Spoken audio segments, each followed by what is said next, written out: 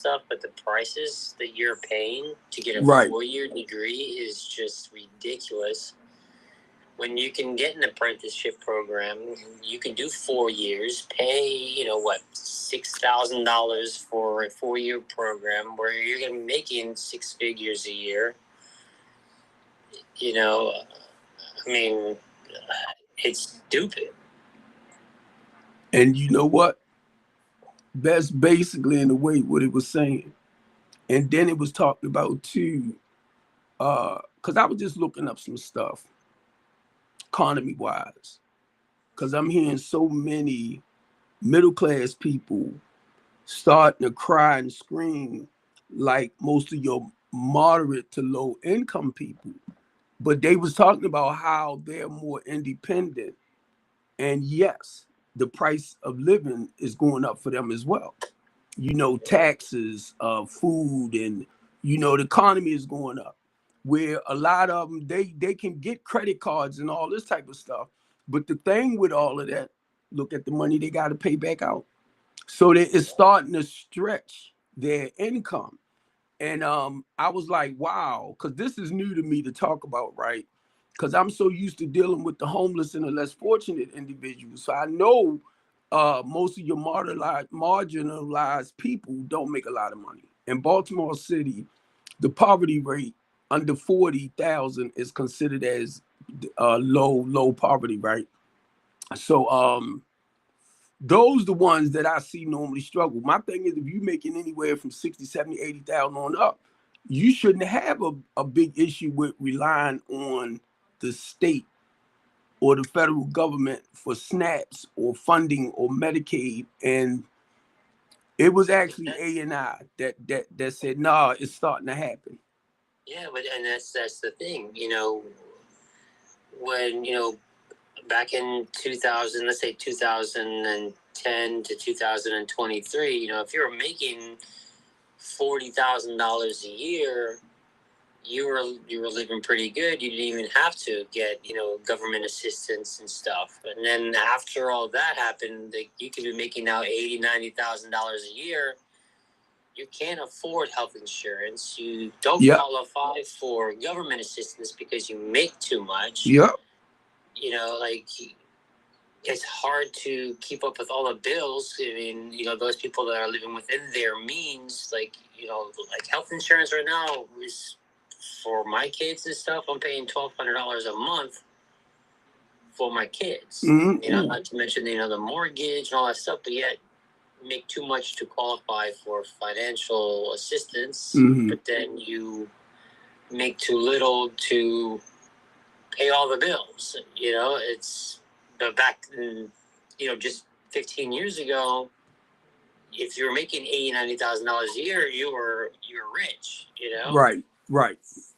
Nowadays, no, you can. If you're middle class, you can't even survive. It's not like a bragging thing or not like bragging. It's like, I'm not trying to complain, but it's harder. No, I started seeing the difference. Come on, OG. I think the lower class is outdoing the middle class, to be honest. Up here, at least, our less fortunate ones have more respect up here, but everything is going up for them too. So, but yeah. I'm gonna say something. Is that all right? Yeah. Yeah. I'm gonna say this, talking about, living by yourself and stuff. My excuse me, my aunt lives by herself. And it's hard. I see it. It's hard on her doing what she's trying to do, trying to pay bills and stuff. And it's just not an easy thing. And the job that she has, it sucks. It really does. She works with older people and cleans there for a living. And going there, I mean, that's even sad too, to see some of the older people that are, living there, and their families, they don't care. They just shove them there. But again, it's sad. Because that a nursing? She works at a nursing home. It's it's assisted living, basically. Yeah, that's what it sounds like. Yeah, and again, what she does it's terrible. I think that is so cruel. Kids putting their parents in. Yep. And she talks to the residents there, and a lot of them, they don't have no families, no nothing. Their children, she hears stories from them. Oh, my children shoved me here. And to me, that's sad. Like, why would you want to shove your parents away in a place like that? Because they don't want to take the responsibility of taking care of her. It is. It's sad. It's just totally sad. You're seeing that story. I just got a call the other day to respond to an assisted living facility. So the resident, she's an elderly lady. She retired as a doctor. She put both her daughters into medical school. Both her daughters became very successful doctors themselves. She was telling me that she was begging them to let me live with one of y'all. I would help you with the kids and stuff, and both of them refused because of their husbands. And she said, "Well, and I guess she was trying to say look where you're at because of me, I pushed you and I pushed you, and you're very successful now, and then you guys just abandoned me." And the reason why she called is because one of the daughters is now taking her retirement and using that money, and she's trying to get the money back. And none of the daughters are talking with her, and they live in Texas or something like that. It's sad. It is. I'm gonna say this. My grandmother, she passed away about 2-3 years ago in 2022. And after she passed away and everything, my one aunt was the executor of her will. Well, the money had to be split in 3 different ways, and it wasn't. And here's the reason why. Is because after she sold the house, she gave my mom and my one aunt half of the money for that, and my grandmother had CDs, and she took it upon herself and stole that money.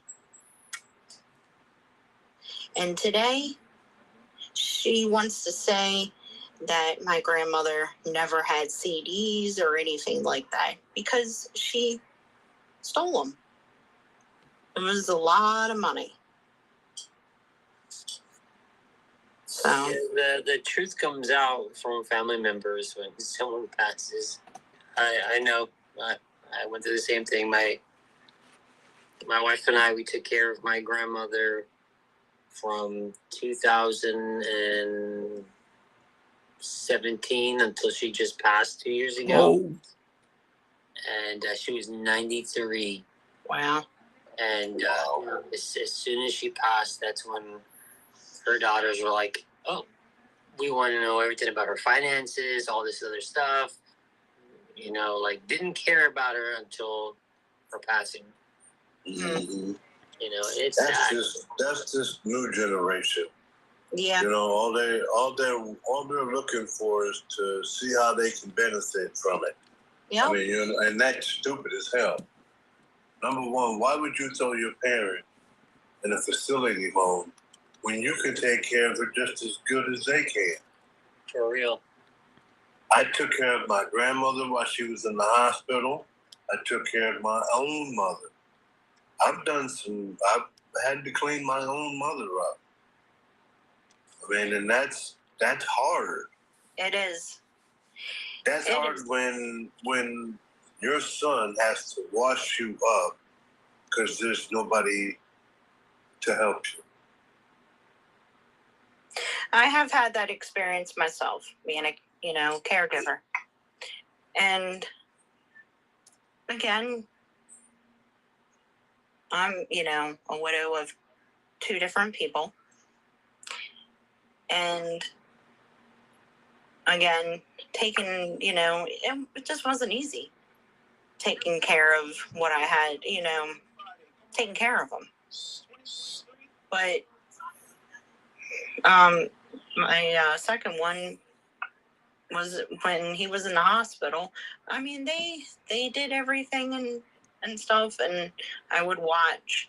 So if he went home, I would have had to did all that. But in another case, I was kind of, happy that he passed in the hospital, so I didn't have to go through all of that. But again, being a caregiver to someone, it's not easy. Yeah, I know. My not an easy thing. my caregiver at the time, I'm also a widow of 2. I'm a widower of 2. But the caregiver that we had took care of my wife and I. So when she passed away at home, I left her here for a few minutes so everybody that wanted to say goodbye could say goodbye and, see her for the last time. The caregiver is now my best friend, and he broke down so bad. Aww. I think he broke down worse than I did because he was just, she was just that type of person. She was just, man, she was a blessing, guys, for me. He took it harder than I did, so I know what it's like for a caregiver. I do. I've seen my caregiver break down right then, right there, and couldn't say nothing, couldn't do nothing. He just sat there and cried. I don't understand I know that a lot of these companies are all for the money. They don't really care, and I mean, if you're going to be put in a home, you have to have some dignity. You have to give them some dignity to be alive, keep them active, keep them going.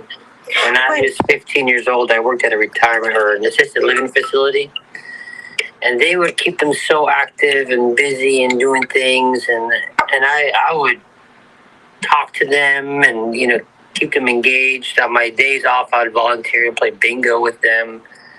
I worked in the kitchen and the dietary department, but like just listening to their stories and just being there, and they weren't paying a whole arm and a leg out there. Now that nowadays, when the doctor I was talking to, she says that she pays $3,000 a month for rent, for a 2-bedroom little suite that she's got, and it's tiny.